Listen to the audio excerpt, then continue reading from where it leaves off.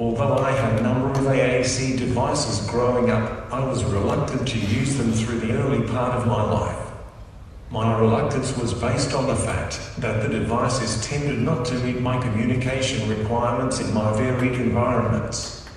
However, technology has changed radically, and we are seeing new possibilities daily. I will discuss the devices I have used to demonstrate the changes in AAC devices through the last few decades. The first communication device I used between the ages of 7 and 11 was a pointing board. It was large, bulky, difficult to lug around, and didn't allow me to say everything I wanted to say. Next, I had a Canon communicator, a fairly compact device that printed messages on strips of paper. You knew when a Canon had been used for a conversation, as there was always a trail of paper. Using it was an extremely slow process, as there was no such thing as predictive text back then. With my level of schooling and my poor literacy skills, using the Canon communicator was frustrating.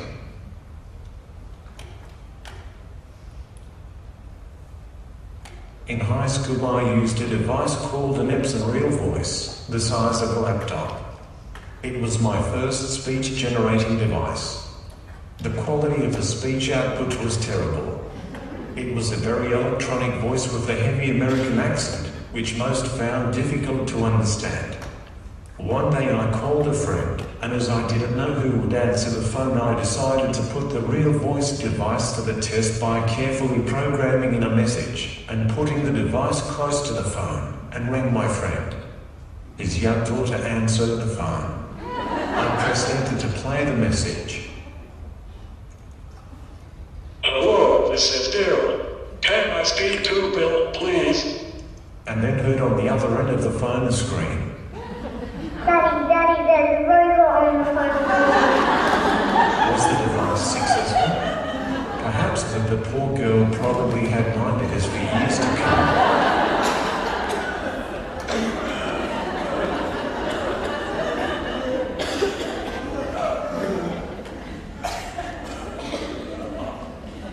All these devices did assist to some degree, but had serious limitations and shortcomings. My frustrations included the fact that my verbal skills far outweighed my written skills, and the length of time and energy required to type effective answers frequently meant that the question had been long forgotten. The Epson Real Voice was put in the back of a cupboard when I realized it no longer met my needs. I think they have one on display down at the South Australian Museum. Have you been to visit the historical display of AAC devices there yet? I recommend you take the opportunity. Understanding our history is vital if we're going to be effective in taking it to the street. I was without an AAC device for some years, as there were no devices around that really integrated into my lifestyle. Interestingly, when I got my first mobile phone, I started to use it more and more as an AAC device while out. These days I, along with others, am increasingly using my mobile phone in this way, especially with the many applications being developed for smartphones.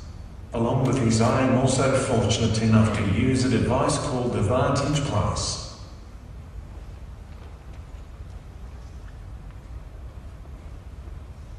And AAC wrote white paper entitled Mobile Devices and Communication Apps, explored the current climate in the AAC field. I will share my take on what the paper has to say. It argues that we have had an outdated model where therapists and funding bodies were gatekeepers of the technologies. However, we are at a point in time where the gates have been blown wide open. The resulting situation is that in one corner we have the AAC researchers and manufacturers that have years of experience and specialized knowledge of the field. In another corner we have the newcomers that I will call the mainstreamers, who are bringing in the mainstream technology and a flood of so-called AAC apps with a mass market appeal. In yet another corner we have users with their supporters and parents being seduced by the mainstreamers and their promises of something more. But perhaps there is something in what is being promised. And where are the therapists and funding bodies in this picture? How will these great events turn out in the next 3 to 4 years? We have had many advances such as Vantage Plus and the Tobii Eye Tracker. However, now with mainstream technology, smartphones, and tablets making AAC apps more readily available at a reasonable cost, more and more people are investigating this area. The AAC research and development industry is in an interesting time. Many of the big players need to reinvent themselves. I have often wondered why the manufacturers of touchscreen AAC devices didn't develop devices that could be marketed to the mainstream. Whatever the reason, it seems they have missed the window of opportunity with supermarkets, restaurants, and bars making use of touchscreen devices every day now. However, the opportunity may exist in developing the software for mainstream devices such as applications that are customizable to meet the differing specialized needs of individuals with CCN, while still having broad mainstream appeal. By doing this, they will have input into how the hardware is developed, which is a crucial issue if these devices are to effectively serve people with CCN.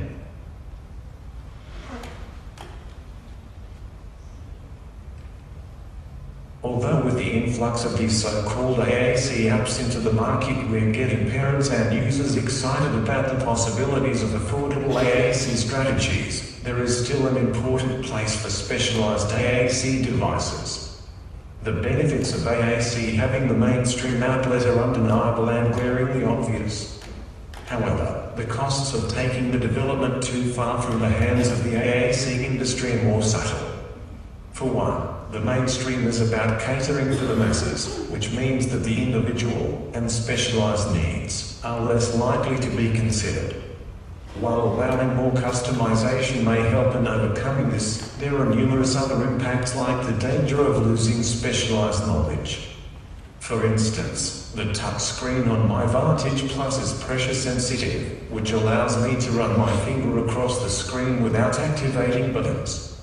The iPad screen does not allow this as it uses a heat sensor. We can't allow the mainstream to dictate our features. A crucial factor in this is that the AAC industry needs to develop a new business model, which makes use of these mainstream platforms. This means that while embracing the proliferation of AAC applications and devices that the mainstream is enabling, we need to ensure that there is a formalized process of device and application review by credible experts, rather than sporadic reviews from users on YouTube, forums and the like. People with CCN relying on these anecdotal reviews to help make choices on devices and applications by passing clinicians' assessments and recommendations. This has an impact on funding as well as suitability.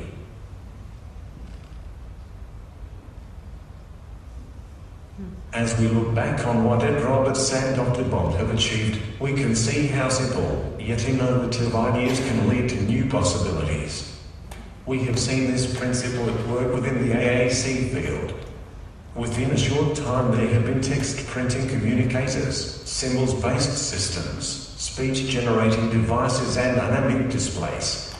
Now features once only a dream, such as iGaze technology, are becoming common in AAC devices. The idea of brain-controlled devices has been rumored for years now. They're actually slowly starting to become a reality. This kind of technology could possibly help many people with CCN.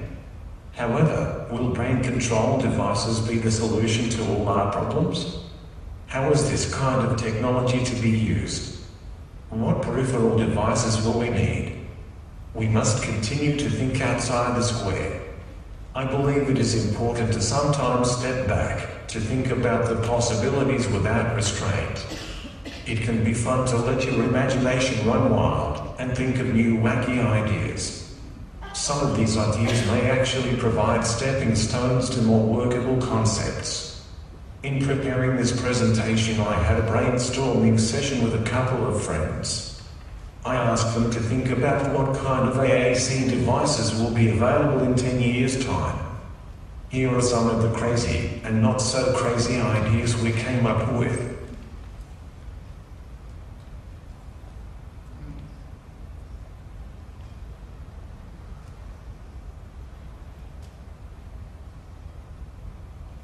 We started thinking about it from an access point of view, and the first idea was about technologies I have just touched on, brain-controlled devices. Then we talked about the idea of the device being context-sensitive, being able to listen to the conversation and present to the user predictive options to use. From this idea we thought that perhaps the device by then will have the capacity to use voice recognition for both the communication partner and the person with dysarthric speech. Then conversation moved on to another interesting topic which many researchers, such as Brian McNaught and Andy Reiter, have already argued for. The importance of connectivity between all devices and applications being used by people with CCN. We dreamt up a system where AAC devices were melded into one's personal network of calendars, social network applications, even home appliances, and all tapped into a common data cloud for accessibility anywhere with internet connection, allowing the AAC device to predict with more accuracy, to support various conversations and communications.